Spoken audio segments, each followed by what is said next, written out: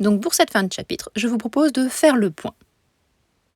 Donc pour cela, je vous ai déposé un PDF sur lequel vous allez retrouver tous les cours depuis le début, à savoir les types de volcans à la remontée du magma pour la semaine 1, ensuite la BD ainsi que la différenciation entre météo et climat pour la semaine 2. Ensuite, vous avez tout ce qui est la découverte des climats avec l'obligatoire et le facultatif, ce que vous avez fait au niveau du tableau que vous avez peut-être complété. Ça, c'était en semaine 3. Ensuite, quand on a la semaine 4 avant les vacances, nous avions la répartition de l'énergie solaire sur Terre, avec 2 bilans à compléter. Puis, lors de la rentrée, je vous avais donné un travail sur la révision météo et climat, un mot croisé, ainsi qu'un bilan et un schéma à recopier que vous avez ci-dessous. Ce schéma, vous le retrouvez en vidéo pour pouvoir à l'apprendre et le mémoriser.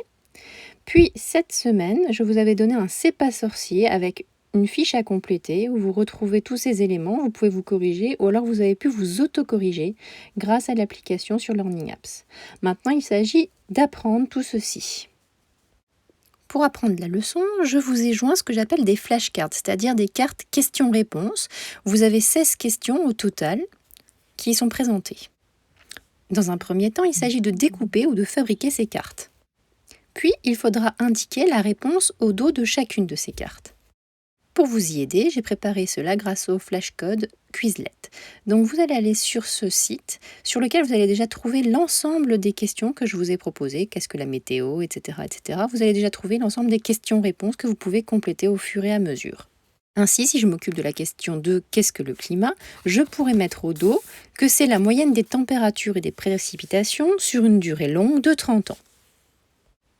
L'application va vous permettre d'apprendre vos cartes, votre leçon, avec différents modes que je vais vous présenter. Le premier mode sur lequel nous allons travailler est le mode carte. Ce mode carte permet de visualiser toutes les cartes de manière virtuelle. Donc vous allez avoir la réponse dans un premier temps, par exemple ici aléa et enjeu, vous devez associer la réponse qui convient. C'est une zone de basse pression, qu'est-ce qu'une dépression, etc., etc. Vous pouvez feuilleter toutes les cartes en cliquant dessus et en passant le doigt pour passer à la carte suivante.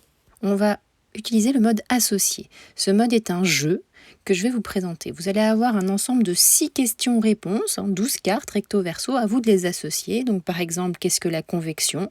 Et elles vont disparaître si vous trouvez la bonne réponse, transfert de chaleur, voilà. Donc ensuite, vous avez qu'est-ce qu'un risque, par exemple, si vous trouvez aléa plus enjeu, elles disparaissent au fur et à mesure que vous avez trouvé les bonnes associations. Si jamais vous vous trompez, ça rajoute du temps. Donc le but est d'aller le plus vite possible. On peut passer ensuite au mode apprendre, où là, vous aurez différentes réponses avec un QCM qui seront proposées. Donc, par exemple, là, l'air froid, à vous de trouver la bonne question qui est associée à cette réponse. Et ainsi de suite. Vous allez pouvoir, quand vous répondez correctement, c'est comptabilisé. Par contre, si vous vous trompez lors de votre réponse, cette question sera à nouveau reproposée plusieurs fois jusqu'à ce que vous ayez mémorisé. Je vous demande donc de compléter les 16 cartes que nous allons placer à la fin du cahier ainsi.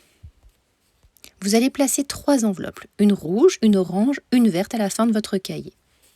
Vous pouvez les colorier si vous souhaitez. Dans un premier temps, placez toutes les cartes dans l'enveloppe rouge, l'enveloppe « Je ne sais pas ». Puis posez-vous les questions. Si vous y répondez, les cartes passent dans l'enveloppe orange, sinon elles restent dans la rouge. Une fois que toutes les questions sont dans l'enveloppe orange, reposez-vous à nouveau ces questions, puis, si vous y répondez, elles passent dans la verte. Une fois que toutes les questions sont arrivées dans l'enveloppe verte, c'est que vous les avez vues déjà par 2 fois, vous les avez déjà bien apprises, vous pouvez le faire plusieurs fois dans la semaine pour bien réviser et bien maîtriser ces notions. Donc maintenant, ce que je vous demande, c'est de bien réviser tout ça et de ne pas oublier de m'envoyer la définition d'être vivant. Bon courage!